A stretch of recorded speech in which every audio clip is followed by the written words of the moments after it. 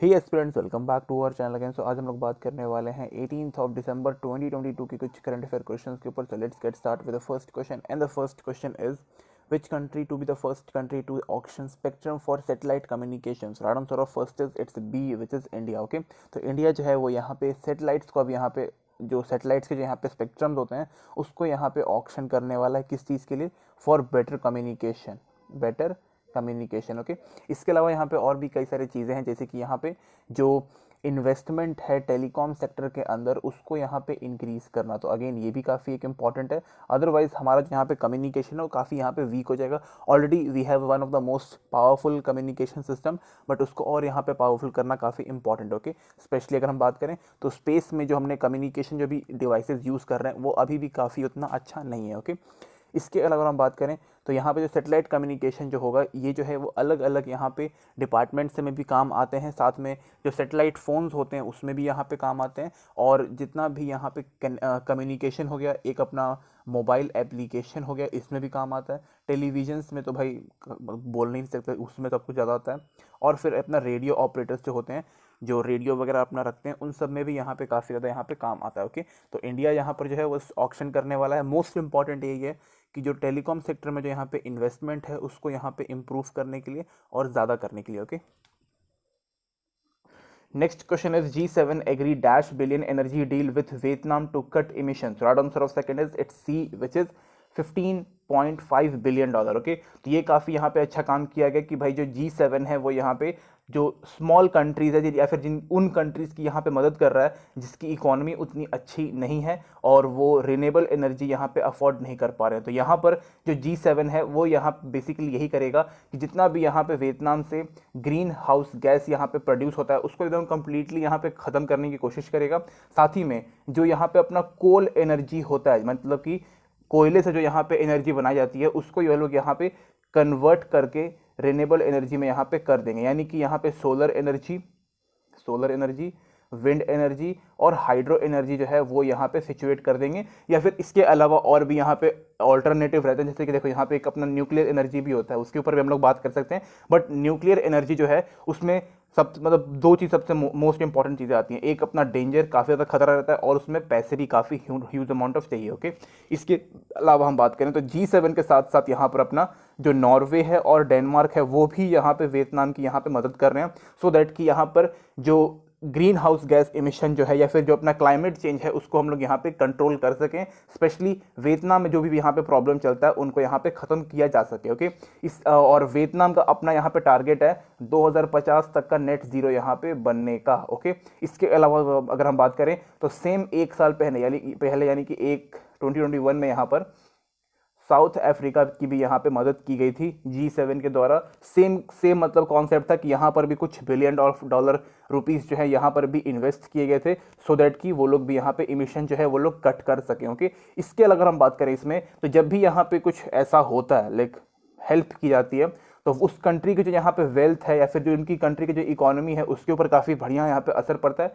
यहाँ पे जॉब्स यहाँ पे क्रिएट होते हैं। इसके अलावा यहाँ पे पॉल्यूशन जो है वो भी यहाँ पे कम हो जाता है, बिकॉज हम लोग सीधा पॉल्यूशन के ऊपर ही काम कर रहे हैं। और साथ ही में जो यहाँ पे नेचर है वो यहाँ पे और अच्छा हो जाता है, और जो ग्रोथ है कंट्री की वो यहाँ पे थोड़ी सी सुधर जाती है। ओके, काफ़ी अच्छा है, कोई दिक्कत नहीं है और ऐसा होते रहना चाहिए। और सेम यहाँ पे काम भी किया गया था साउथ अफ्रीका में। ओके, G7 में कितनी कंट्रीज हैं तो ये भी मैं यहाँ पे लिख देता हूँ। UK, Canada, France, Germany, Italy, Japan, USA. Okay, Germany, Italy, Japan, USA. Okay, 7 अलग अलग कंट्रीज हैं, और साथ में नॉर्वे और डेनमार्क इनकी मदद कर रहे हैं अलग से आके। Okay, next question is who sign a memorandum of understanding with the university of medical science Cuba. Right answer of third is it's D, which is all India institute of Ayurveda Delhi में यहाँ पे ये सिचुएटेड है। Okay, यहाँ पे ये जो अपना university of medical science Cuba है ये और ये जो मिल करके यहाँ पे बेसिकली अगर हम बात करें तो यहाँ पे आयुर्वेदिक के ऊपर या फिर जितने भी यहाँ पे ट्रेडिशनल मेडिसिन होते हैं उसके ऊपर काम करेगी। ओके, ये सिर्फ 2 यूनिवर्सिटी नहीं है, इसके अलावा यहाँ पे एक जर्मनी की भी यूनिवर्सिटी है, एक यूएस की भी यूनिवर्सिटी है, फ्रांस की भी यूनिवर्सिटी है, और भी अलग अलग यहाँ पे 10 ऑलमोस्ट यूनिवर्सिटीज़ जो हैं जो कोलैबोरेट कर रहे हैं किस चीज़ के लिए, so that they can make chemical free drugs, जितने भी यहाँ पे केमिकल फ्री ड्रग्स बनते हैं, सॉरी केमिकल ड्रग्स बनते हैं, उससे हमारी बॉडी के कुछ ऑर्गन्स जैसे कि यहाँ पे अपना किडनी जो है और लिवर जो है वो थोड़ा सा यहाँ पे अफेक्ट होता है। ओके, तो उस अफेक्ट को पूरी तरीके से खत्म करने के लिए हम लोग यहाँ पे केमिकल फ्री ड्रग्स यहाँ पे बना रहे हैं, या फिर कह सकते हैं इसको बहुत ही सीधी भाषा में नेचुरल ड्रग्स हम लोग यहाँ पे बना रहे हैं। ओके, इसके अलावा ये जो ड्रग्स बनेंगे वो ऑलमोस्ट सारे डिसीजेस को यहाँ पे खत्म करने लायक होगा। ये मैं जानता हूँ कि हर प्रॉब्लम के लिए अलग अलग यहाँ पे बनेगा, तो सेम वही मतलब था। ओके, इसके अगर हम बात करें तो यहाँ पे साइंटिफिक रिसर्च भी यहाँ पे किया जाएगा कि भाई हम लोग अलग अलग मेडिसिन के, सॉरी अलग अलग डिसीज़ के ऊपर अलग अलग मेडिसिन कैसे बना सकते हैं और वो इफेक्टिव कितना रहेगा, तो उसके ऊपर पूरा रिसर्च करना काफ़ी इंपॉर्टेंट है।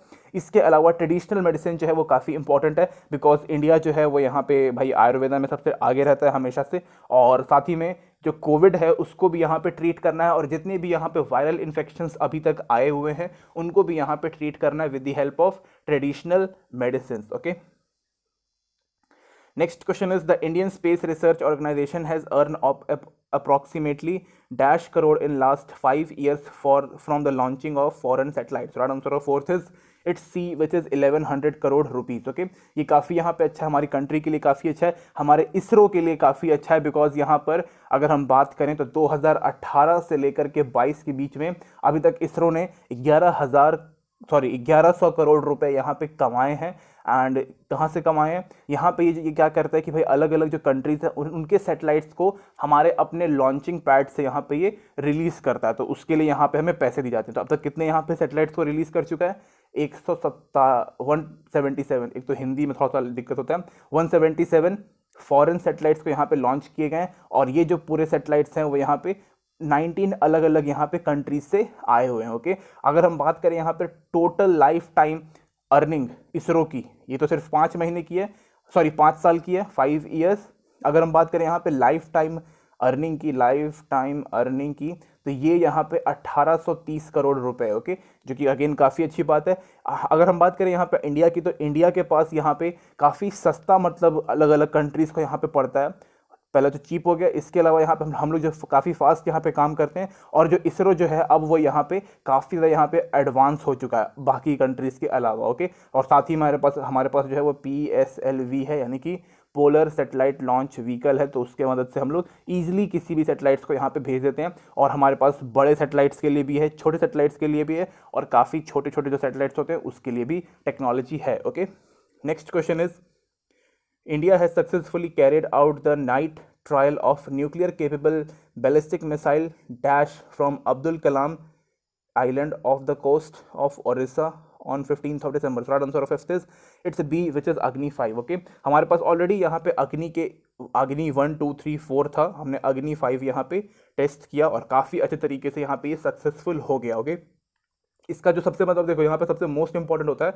इसका रेंज, किसी भी मिसाइल का जो रेंज है वो सबसे ज़्यादा यहाँ पे काम करता है। तो इसका जो रेंज है वो यहाँ पे प्लस 5000 किलोमीटर चाइना के आर पार कर देगा। सीधा मतलब इसका यही है कि चाइना को एक शुरू से लेकर के अंत तक यहाँ पे वो ईजिली यहाँ पे अपने टारगेट को हिट कर सकता है। इसके अलावा अगर हम बात करें तो इसमें यहाँ पे कुछ न्यू टेक्नोलॉजीज़ का यहाँ पे इस्तेमाल किया गया है, और कुछ जो इक्विपमेंट्स हैं जो नए अभी रिलीज़ हुए हैं उनका भी इसमें इस्तेमाल किया गया था। ओके, इसके अलावा ये जो है वो न्यूक्लियर कैपेबिलिटी यहाँ पे रखता है, यानी कि अगर आप इसके अंदर न्यूक्लियर बॉम्ब डाल दोगे तो उसको लेकर के भी लेके जाएगा और उड़ा देगा। बैलिस्टिक मिसाइल तो भाई अपने आप में वो खतरनाक होता है। एंड ये जो है पिछले वाले जितने भी यहाँ पे अग्नि के बाकी जितने भी इसके वेरिएंट्स है उसके मुकाबले काफ़ी यहाँ पे हल्का है, इसी की वजह से यहाँ पे ये 5000 किलोमीटर का जो मतलब एरिया है वो यहाँ पे कवर अप कर सकता है। ओके, इसके अलावा अग्नि 1 जो है वो 700 से शुरू होता है, मतलब अग्नि मिसाइल जितने भी हैं उसका रेंज जो है वो 700 किलोमीटर से यहाँ पे वो स्टार्ट ही होता है, और वो अभी तक 3500 किलोमीटर तो जाता था, लेकिन अब यहाँ पे अग्नि 5 जो है वो 5000 से भी आगे चला जाता है। ओके, बहुत अच्छा है, कोई दिक्कत इसमें नहीं है। Next question is which company has sign an MOU with hockey India to become an official partner of FIH Hockey Men's World Cup 2023. Right answer of 6 is it's B, which is Tata steel limited. Okay, काफ़ी अच्छी बात है। यहाँ पर जो ये 2023 में जो यहाँ पे मेंस हॉकी वर्ल्ड कप जो होने वाला है, ये 15th एडिशन यहाँ पे होगा। ओके, इसके अलावा अगर हम बात करें, इंडिया इसको होस्ट, ओके एच हो गया, इंडिया इसको यहाँ पे होस्ट कर रहा है। इंडिया में कहाँ पर? उड़ीसा में। ओके, इससे पहले अगर हम बात करें तो 1982 में भी हमने यहाँ पे होस्ट किया था, बॉम्बे, 2010 दिल्ली, और 2018 ये उड़ीसा, और 2023 वापस से उड़ीसा। ओके, तो हम लोग यहाँ पे इसको 4th टाइम जो है इसको हम लोग होस्ट करने वाले हैं। हमारे अपने खुद के जो हॉकी के प्लेयर्स हैं इंडिया के, वो भी इसमें यहाँ पे पार्टिसिपेट करने वाले हैं, बिकॉज हॉकी इंडिया जो है अब वो FIH का यहाँ पे पार्टनर बन चुका है, यानी कि इंटरनेशनल हॉकी फेडरेशन का यहाँ पे अभी ये पार्टनर बन चुका है। हम लोग इसको यहाँ पे 4th टाइम इसको यहाँ पे होस्ट करने वाले हैं, और टाटा स्टील लिमिटेड जो है इनको स्पॉन्सर करेगा, और इनके जितने भी खर्चे होंगे वो खुद उठाएगा। बदले में वो बस अपना लोगो, उनके जो जर्सी होता है, जो उनका शर्ट होता है, उसके ऊपर वो लगा देंगे। ओके, शर्ट टी शर्ट जो भी है। ओके, नेक्स्ट क्वेश्चन इज, और ये जो ऊपर देखो ऊपर वाला क्वेश्चन जो है थोड़ा सा इंपॉर्टेंट है, बिकॉज जितने भी हमारे प्लेयर्स हैं उनको सपोर्ट करना काफ़ी इंपॉर्टेंट है। हॉकी इंडिया का यहाँ पे नेशनल गेम है, तो उसमें तो भाई सबसे ज़्यादा यहाँ पे सपोर्ट चाहिए, तो ये भी काफ़ी अच्छी बात है कि टाटा यहाँ पे आया है। Okay, next question is, which bank announce the partner with startup India for Parivartan startup grant? Short answer of 7th is it's B, which is HDFC bank. Okay, तो HDFC बैंक जो है वो कुछ अलग अलग टाइप के जो स्टार्टअप्स हैं उसको यहाँ पे वो ग्रांट प्रोवाइड कर रहा है। ओके, तो यहाँ पे अराउंड 165 स्टार्टअप्स हैं, इनको इन्होंने अराउंड 30 करोड़ रुपीस दिया, मतलब टोटल अमाउंट जो है वो 30 करोड़ रुपीस है, और वो 165 अलग अलग स्टार्टअप्स में डिस्ट्रीब्यूट किया जाएगा। ओके, मतलब ग्रांट जो है वो यहाँ पे डिस्ट्रीब्यूट किया जाएगा। यहाँ पर जब भी यहाँ पे स्टार्टअप्स की अगर हेल्प की जाती है तो यहाँ पे हमेशा वो मनी के फॉर्म में ही यहाँ पे हम लोग हेल्प कर सकते हैं। ओके, और ये जो यहाँ पे परिवर्तन स्टार्टअप ग्रांट जो है वो भी यहाँ पे 6th एडिशन है, मतलब कि 6ठी बार यहाँ पे ये लोग कर रहे हैं ये लोग इसे, क्योंकि पहले यहाँ पे जो 5 बार किया गया है वो काफ़ी बेहतरीन यहाँ पे सक्सेसफुल हुआ है, इसीलिए यहाँ पे 6th टाइम लेके आए हैं। ओके, इसके अलावा यहाँ पे हम बात करें तो यहाँ पे जितने भी ये जो 165 स्टार्टअप्स हैं वो हमेशा यहाँ पे सोशल डेवलपमेंट में ही यहाँ पे काम आते हैं, इसलिए यहाँ पे इनको लेके आया गया। जैसे कि यहाँ पे इन्वायरमेंट के ऊपर फोकस करना, एग्रीकल्चरल के ऊपर फोकस करना, education, waste management, health care, और साथ में स्किल डेवलपमेंट के ऊपर जितने भी यहाँ पे जो बेस्ट स्टार्टअप्स हैं उनको यहाँ पे, और मतलब उनको सपोर्ट प्रोवाइड करना, लॉजिस्टिक प्रोवाइड करना, जो भी उनको एक्सेस है वो सब कुछ यहाँ पे प्रोवाइड करना। ओके, तो ये जो है ये लोग कुछ सोशल डेवलपमेंट में यहाँ पे जो काम करते हैं उनके ऊपर यहाँ पे मेनली फोकस किया गया। ओके,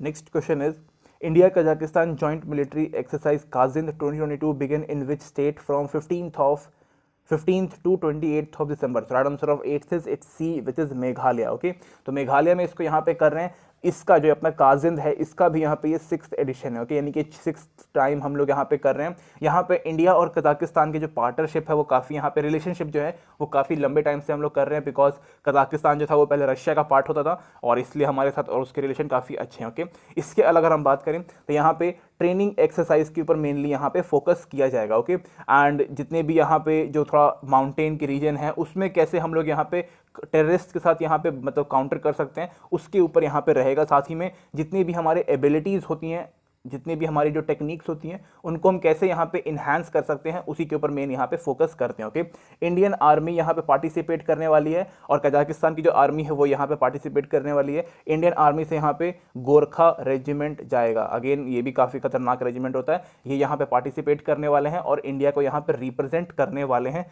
बहुत खतरनाक होता है गोरखा। ओके, मारता है तो बड़ी दर्द करता है।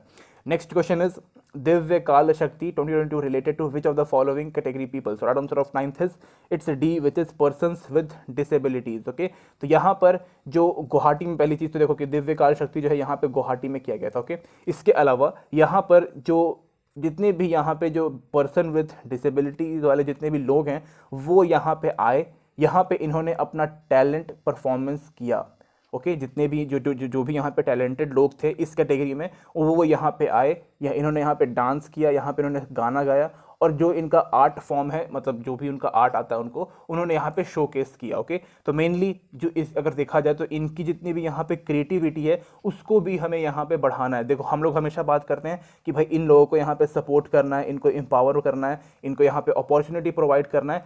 तो इसमें कुछ ऐसे लोग जो होते हैं वो मतलब ऐसे लोग भी होते हैं जो यहाँ पे क्रिएटिव होते हैं, तो उनकी क्रिएटिविटी को भी यहाँ पे आगे बढ़ाने का काम करना ज़रूरी है। ओके, तो यहीं पे मेन यही काम किया गया है इसमें। ओके, दिव्य काल शक्ति गुवाहाटी में हुआ और बहुत बढ़िया तरीके से किया गया। ओके, और जो अपने PW वाले लोग हैं उनको अपॉर्चुनिटी प्रोवाइड की गई, और जब भी जो भी यहाँ पे विनर हुआ रहेगा और साथ में जो बाकी के लोग थे उन सबको यहाँ पे और भी आगे के रास्ते वहाँ पे खुल जाएंगे। Okay, next question is who was crowned world champion for the first time announced as a world championship 2022 by the International Tennis Federation. So right answer of 10th is it's A, which is Rafael Nadal, and B, Iga Swiatek. Okay, इसका दोनों ही answer सही है।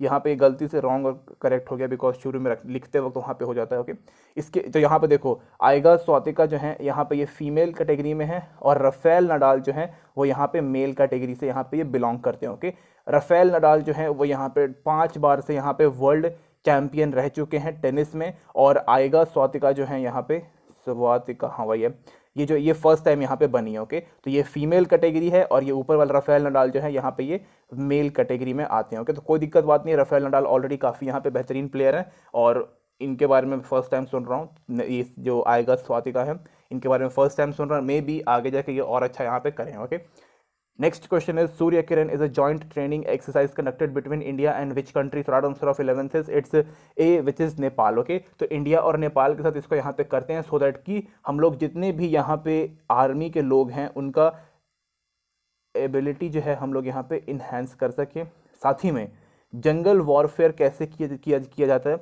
उसको यहाँ पे हम लोग सीख सकें। दोनों कंट्रीज़ में यानी कि इंडिया में भी और नेपाल में अगर सबसे मोस्ट कॉमन यहाँ पे प्रॉब्लम है तो वो नेक्सलिज्म का है, यानी कि नेक्सलाइट्स का है, और साथ में टेररिस्ट का भी यहाँ पे है। ओके, यहाँ पे मैं टी लिखने वाला सी हो गया, टेररिस्ट का भी है, एंड इन दोनों को यहाँ पे टैकल करना काफ़ी इंपॉर्टेंट है। इसके अलावा माउंटेन रीजन में कैसे यहाँ पे ट्रेनिंग की जाती है भाई, बिकॉज काफ़ी टफ होता है, उसके ऊपर दोनों कंट्रीज़ में यहाँ पे एक प्रॉब्लम और है डिज़ास्टर मैनेजमेंट के ऊपर, तो उसके ऊपर भी हमें यहाँ पे ट्रेनिंग प्रोवाइड करके रखना काफ़ी ज़रूरी होता है। ओके, और साथ ही में इंडिया और नेपाल से जो है वो दोनों ही मतलब कंट्री से UN पीस कीपिंग फोर्स में हमारे लोग जाते हैं। ओके, तो उसके लिए भी यहाँ पे तैयार रखना काफ़ी ज़रूरी होता है, और वो जो जितने भी सोल्जर्स होते हैं जो UN पीस कीपिंग में जाते हैं उनकी सैलरी यहाँ पे काफ़ी अच्छी हो जाती है, उनको अलग अलग कंट्रीज़ में यहाँ पे भेजा जाता है सो दैट कि वो लोग अलग अलग चीज़ें सीख सके और दूसरी कंट्री में जाकर के जो भी वहाँ पे प्रॉब्लम चलती है, जैसे कि कहीं कहीं पे सिविल वॉर चल रहा होता है, उसको यहाँ पे पूरी तरीके से रोक सके। ओके, तो this is it guys, thank you and thank you watching this video and thank you. Okay.